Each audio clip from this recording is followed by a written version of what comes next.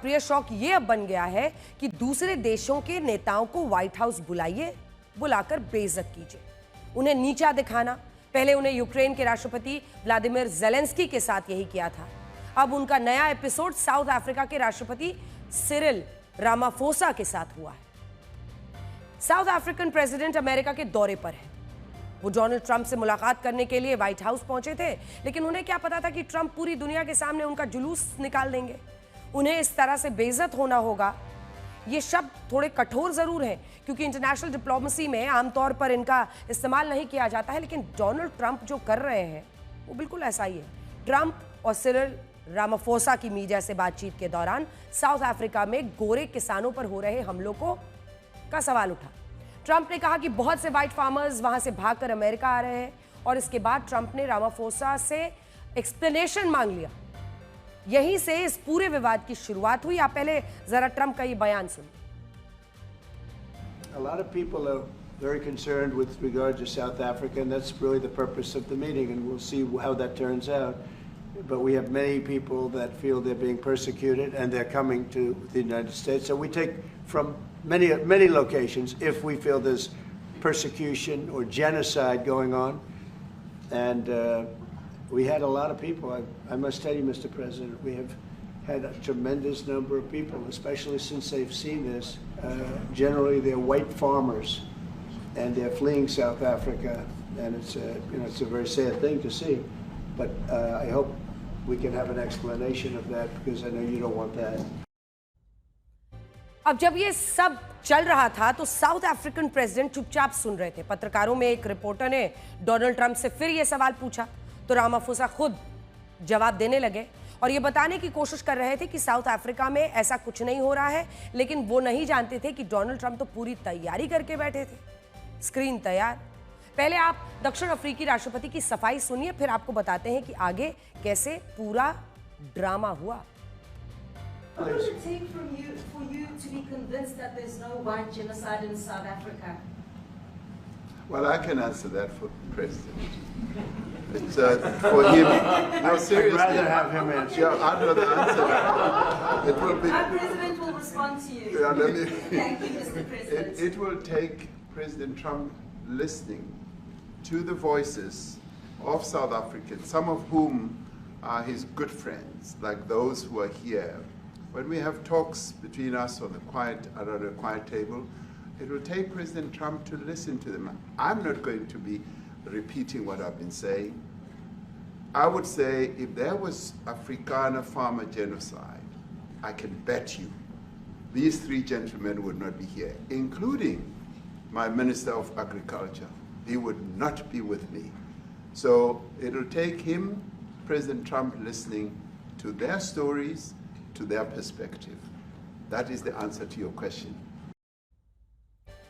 असल में Donald Trump पूरी तरह से होमवर्क करके बैठे थे, वीडियोस भी तैयार थे, और अब तो ऐसा लगता है कि रिपोर्टर से सवाल करने को भी उन्होंने पहले से ही प्लानिंग कर रखी थी, क्योंकि जैसे ही सिरिल रामाफोसा ने कहा कि उनके देश में ऐसा कुछ नहीं हो रहा है, तो डोनाल्ड ट्रंप ने तुरंत पहले मीडिया रिपोर्टर्स और डॉक्यूमेंट्रीज की बात की, और फिर लाइट बंद करवाकर टीवी पर एक वीडियो चला दी, जिसमें साउथ अफ्रीका में गोरे लोगों के खिलाफ दिए जा रहे बयानों का संकलन था। उनके खिलाफ की जा रही रैलियों के वीडियोस थे। बाकायदा 4 मिनट 35 सेकंड का वीडियो चला दिया।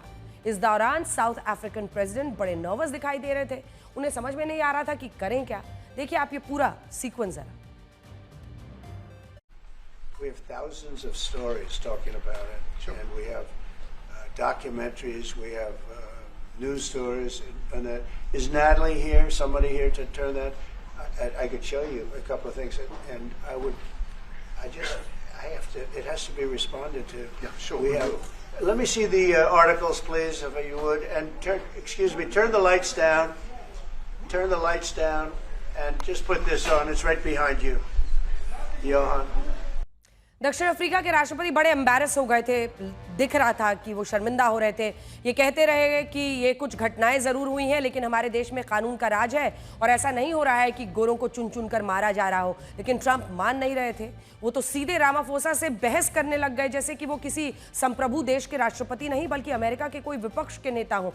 आमतौर पर किसी मेहमान को घर बुलाकर अपने देश में, अपने राष्ट्रपति भवन में व्हाइट हाउस में बुलाकर अपनी मीडिया के सामने, दुनिया के सामने ऐसे बेइज्जत करने का कूटनीतिक उदाहरण है ही नहीं। लेकिन ये डोनाल्ड ट्रंप हैं जो इस वक्त कुछ भी कर रहे हैं, कुछ भी बोल रहे हैं।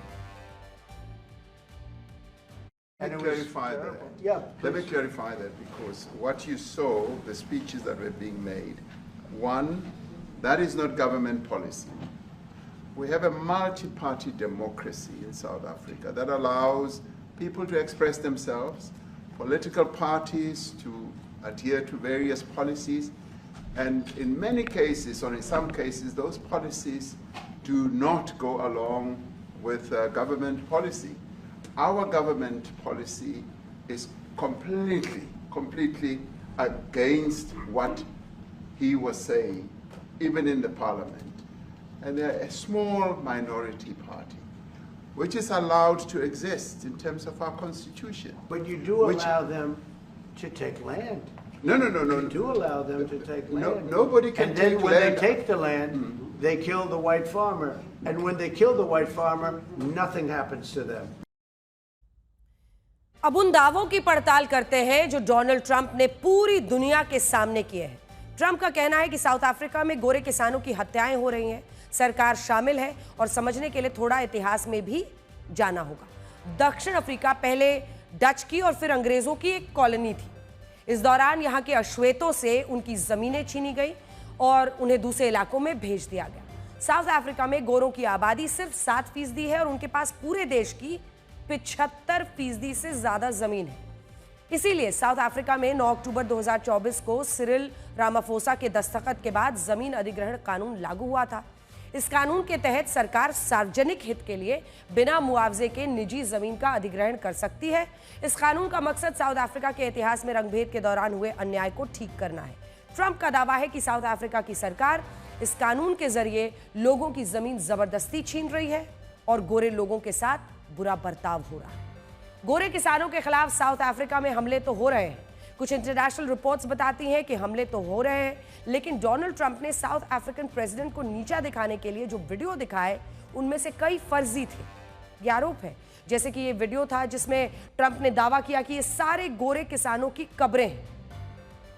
ये पूरी तरह से फर्जी पाया गया। हकीकत यह है कि ये श्वेत किसानों की कब्रें नहीं हैं, बल्कि श्वेत किसानों ने एक प्रोटेस्ट किया था जब 2020 में 2 लोगों की हत्या हुई थी। ये उसी प्रदर्शन की तस्वीरें हैं। इस तरह से डोनाल्ड ट्रंप ने जो आर्टिकल्स दिखाए थे, उनमें से एक आर्टिकल में छपी तस्वीर अफ्रीकी देश कोंगो में एक महिला की हत्या की तस्वीर थी और उसे साउथ अफ्रीका का बता दिया गया। असल में डोनाल्ड ट्रंप ने ये पूरा ड्रामा सिरिल रामाफोसा का जो एक तरीके से उनको एम्बैरस करना कह लीजिए या फिर शर्मिंदा करने के लिए रचा था, जैसा कि उन्होंने फरवरी में यूक्रेनी राष्ट्रपति व्लादिमीर ज़ेलेंस्की के साथ किया था। ट्रंप ने उस वक्त इसी व्हाइट हाउस में उन्हीं कुर्सियों पर ज़ेलेंस्की को बिठाकर उनसे खूब बहस की थी। तब भी डोनाल्ड ट्रंप के इस व्यवहार पर सवाल उठे, लेकिन कूटनीति में ऐसे व्यवहार की अपेक्षा होती नहीं है। ऐसी तस्वीरें बदसलूकी मानी जाती हैं। इसीलिए तो दक्षिण अफ्रीकी राष्ट्रपति ने भी ट्रंप की चुटकी ले ली कि मेरे पास आपको देने के लिए विमान नहीं है, जैसे कि हाल में कतर ने ट्रंप को विमान गिफ्ट किया है। Sorry, I don't have a plane to give you. I wish you did. I take it. I would take it. If your country offered the United States Air Force a plane, I would take it. Sorry, I don't have a plane to give you. I wish you did. I take it. I would take it. If your country offered the United States Air Force a plane, I would take it. 100 सोनार की एक लोहार की।